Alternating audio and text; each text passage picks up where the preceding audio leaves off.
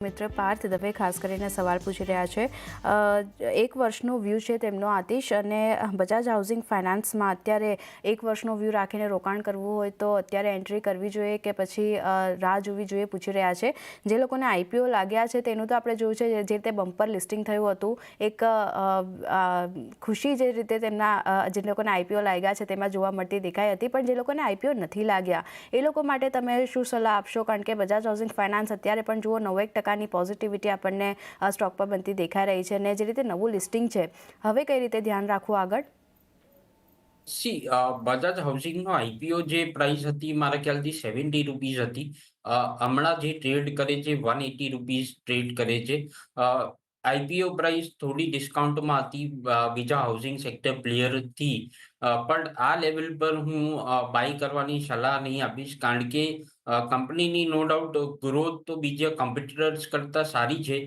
But valuation આપણે જોઈએ તો પ્રાઇસ ટુ બુક વેલ્યુએશનનું ઓલમોસ્ટ 7 ટાઈમ્સ ટ્રેડ કરે છે. એ બહુ એક્સપેન્સિવ છે. તો ફ્રેશ એન્ટ્રી અવોઇડ કરવી જોઈએ આ સ્ટોકમાં.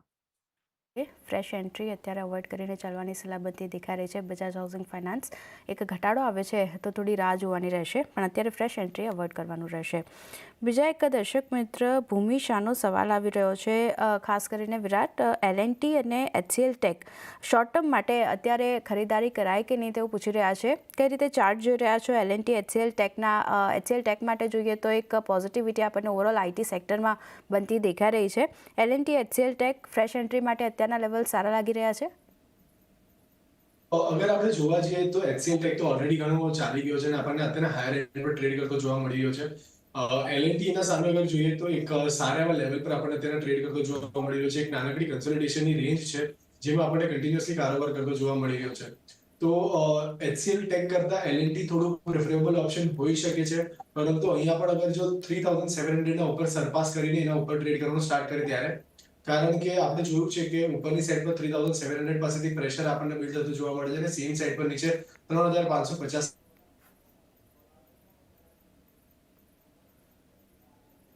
ઓકે, તો એક ટેકનિકલ એરર આપણને આવતું દેખાયું છે. ફરી એકવાર કનેક્ટ કરવાનું ટ્રાય કરશું. પણ L&T ખાસ કરીને તેઓ જણાવી રહ્યા હતા કે એક પ્રિફર્ડ પિક્સ જે છે તે બનતી દેખાઈ શકે છે. તો L&T ખાસ કરીને શોર્ટ ટર્મ માટે તમે અહીંયા વ્યૂ રાખીને ચાલી શકો છો પોઝિટિવ સાઇડ તરફનું.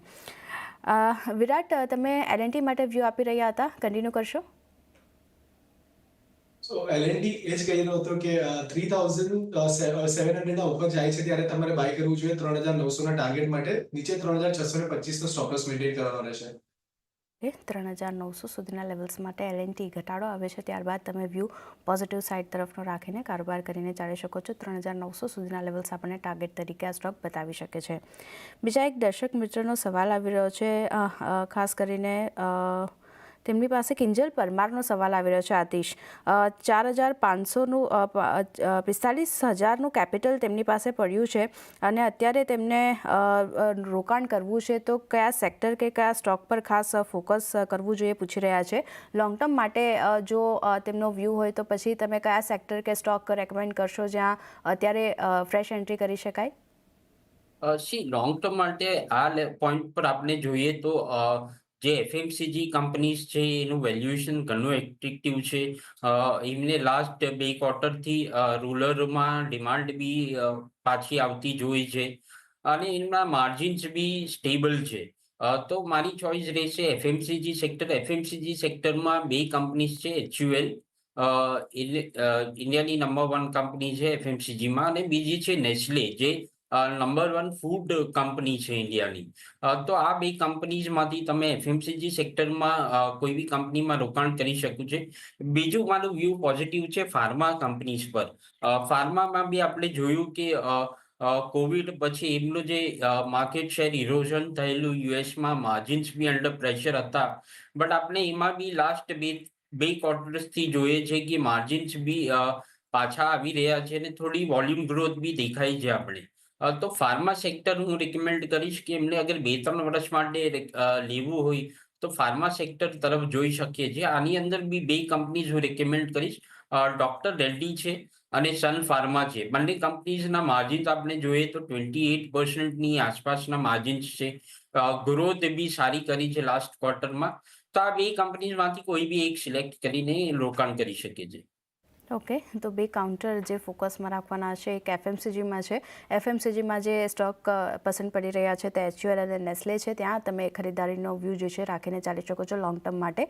અને ફાર્મામાંથી ડૉક્ટર રેડ્ડીઝનું કાઉન્ટર છે અને સન ફાર્માનું કાઉન્ટર છે જ્યાં તમે ફોકસ રાખીને ચાલી શકો છો. અહીંયા પણ ખરીદારીનો વ્યૂ બનતો દેખાઈ રહ્યો છે. એ સાથે જ